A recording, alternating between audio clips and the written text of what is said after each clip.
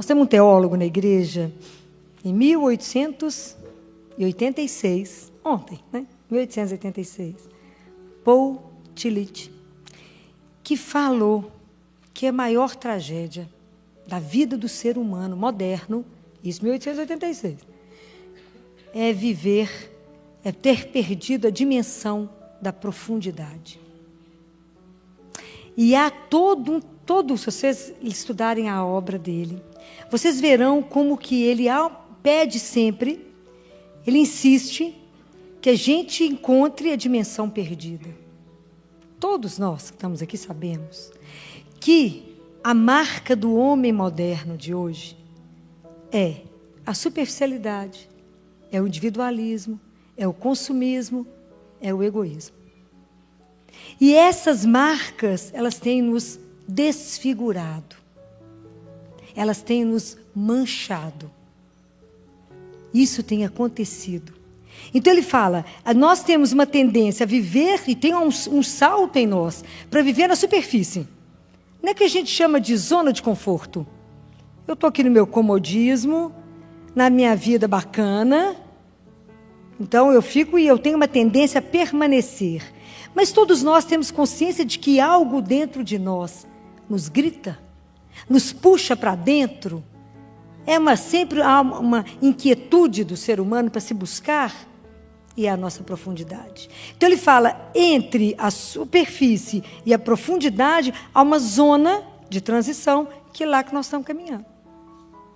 Porque, na verdade, o consumismo, o individualismo, tudo que nos leva para fora, ela funciona mais ou menos como o canto da sereia, só para te distrair daquilo que é essencial.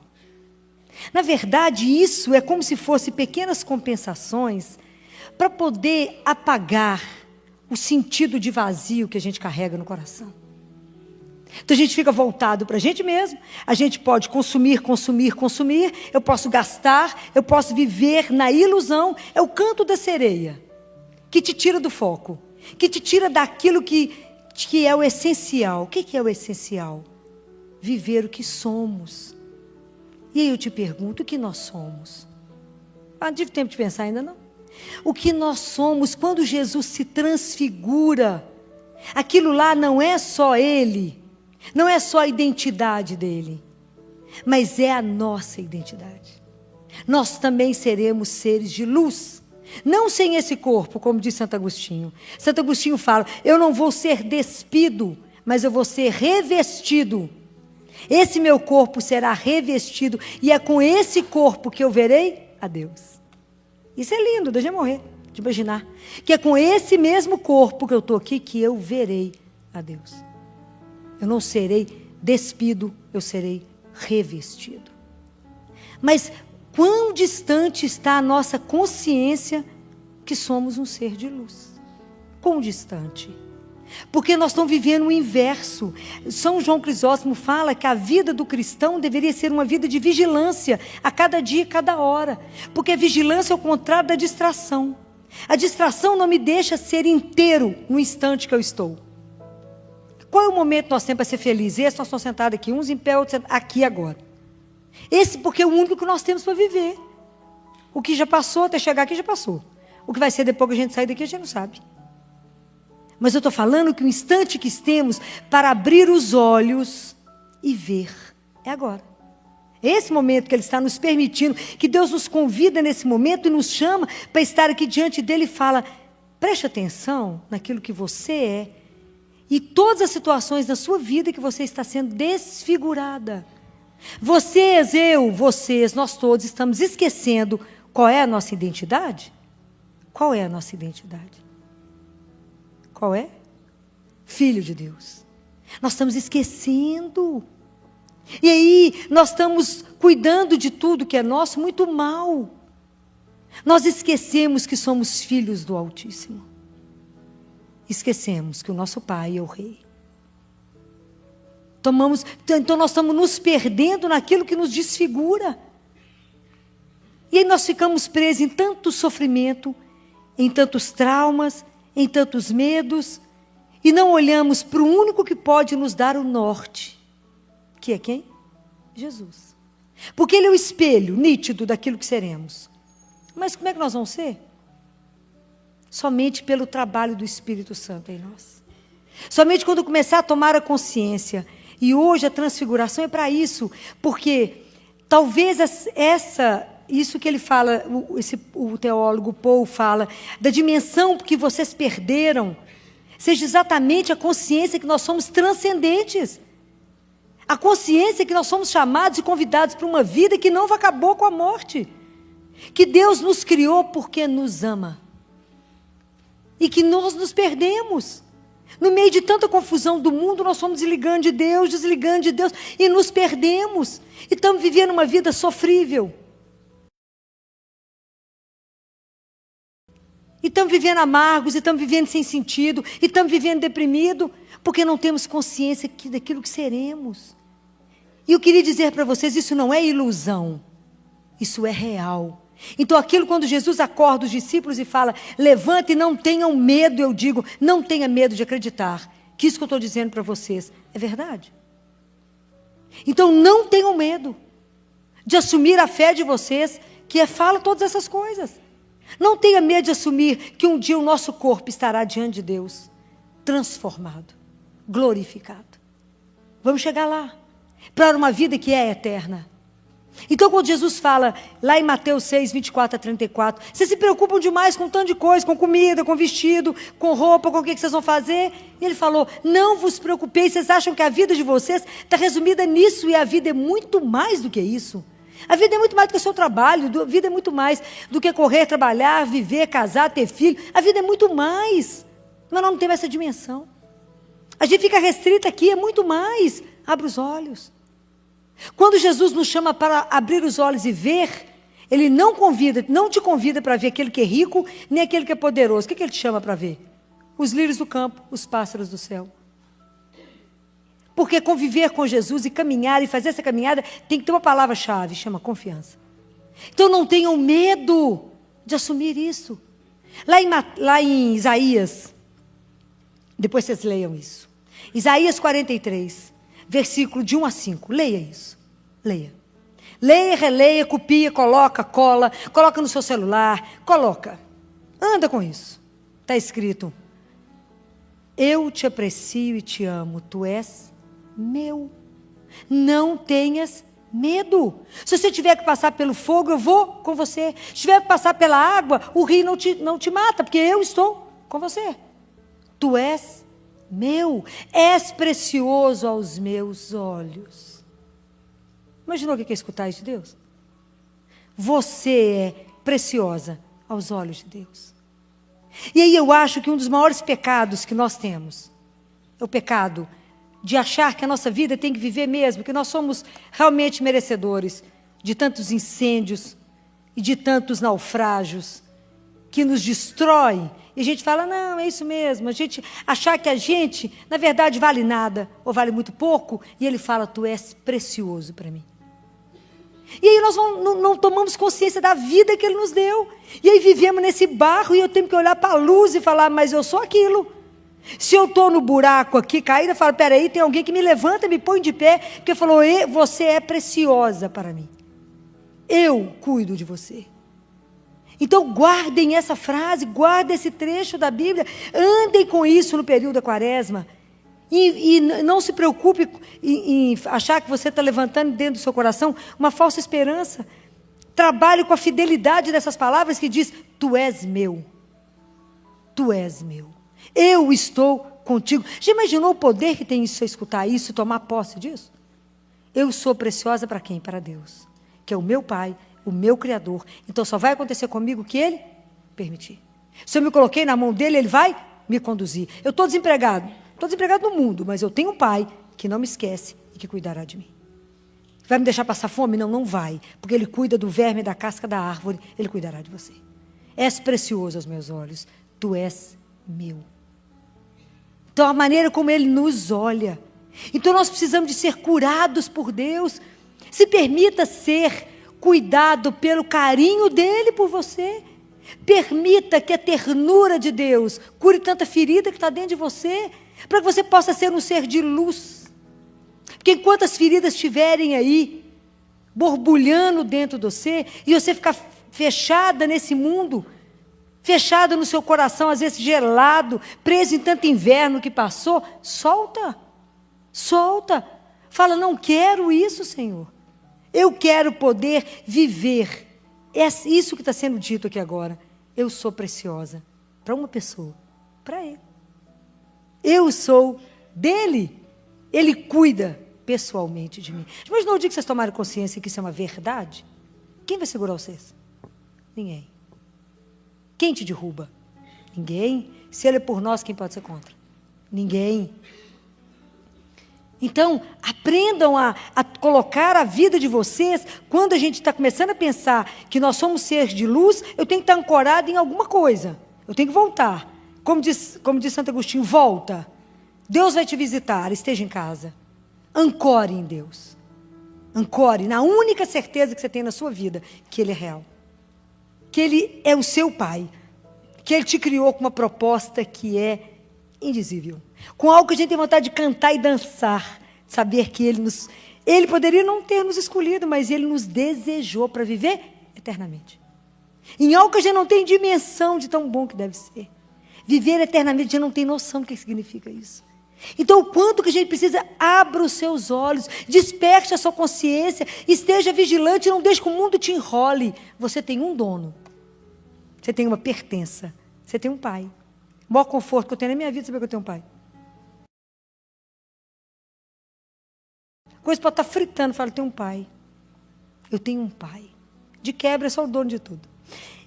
É o pai que eu posso falar e ele me escuta. Esse mistério de um Deus que não está longe, mas que está aqui, presente. Um Deus que quis fazer morada em você, no seu coração. E como é que nós estamos deixando a nossa vida correr? Nós não podemos deixar a nossa vida correr e perder tempo na nossa vida. Como é que nós estamos usufruindo do tempo que Ele nos dá?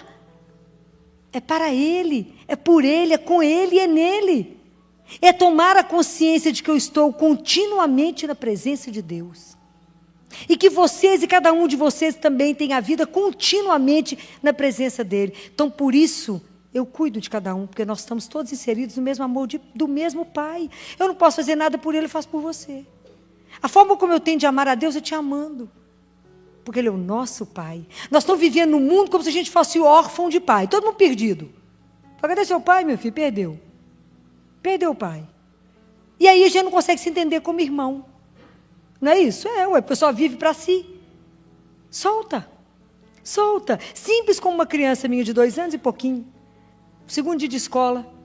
Seguro. Menino seguro, bacana. Lindo, encantador. Viu o coleguinha chorando, que não está entendendo, olhava para a cara do coleguinha, falou, o que esse menino está gritando tanto? Está gritando demais.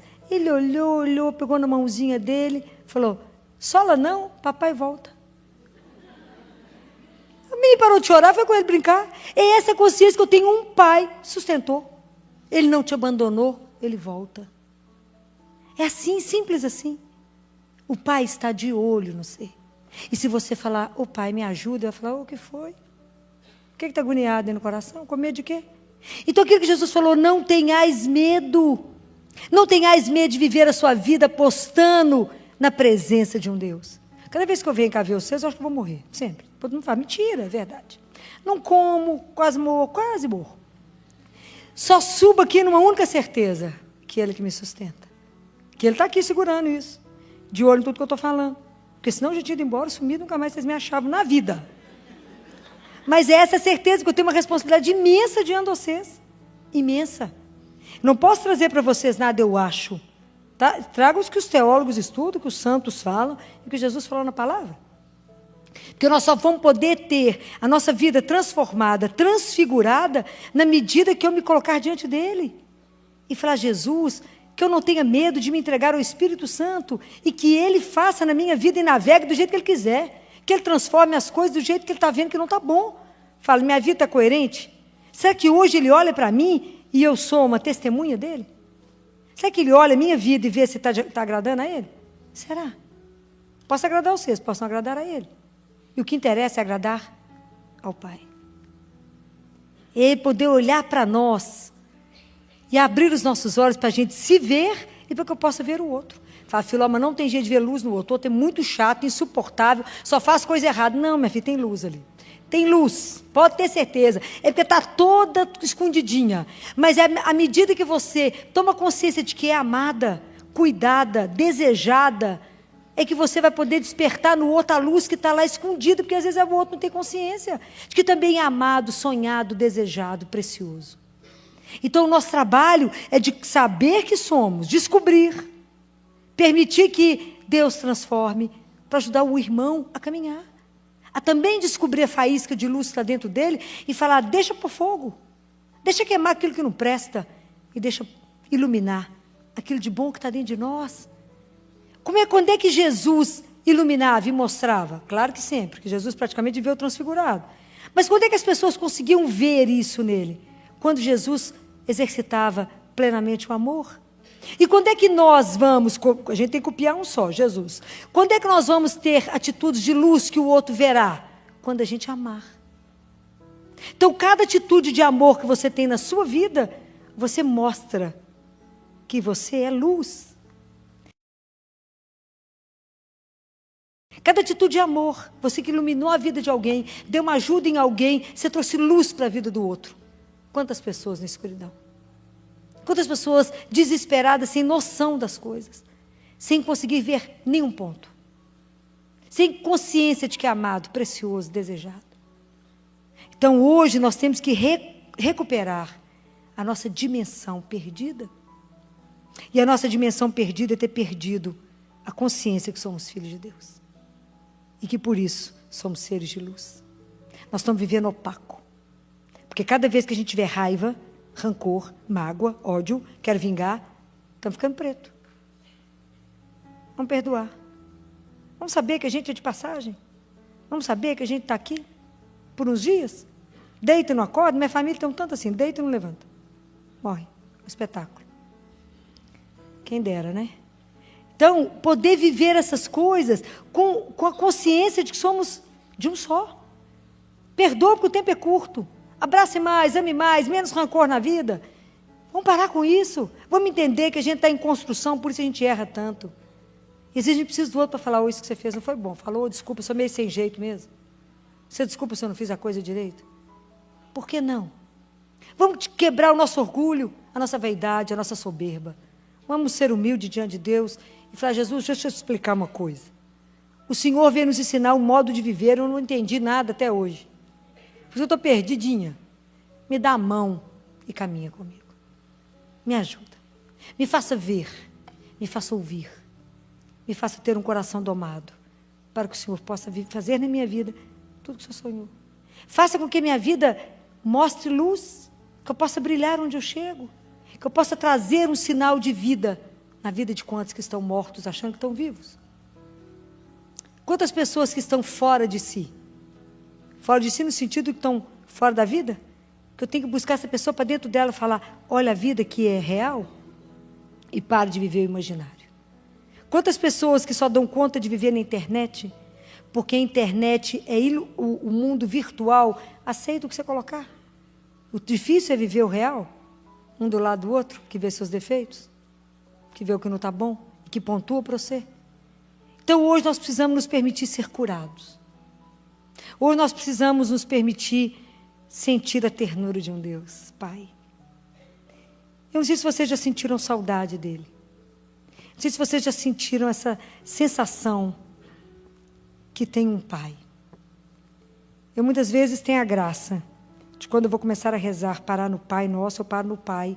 E choro por tanto tempo de saudade do Pai. E falo com Jesus.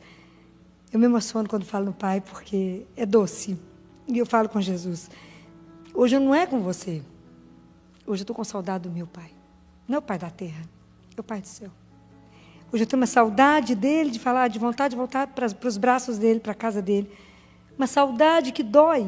E eu falo com ele, como que eu posso sentir saudade, uma saudade que dói, se eu nunca te vi? Mas é o amor, né? É o amor, assim, é a saudade de sentir tão amado.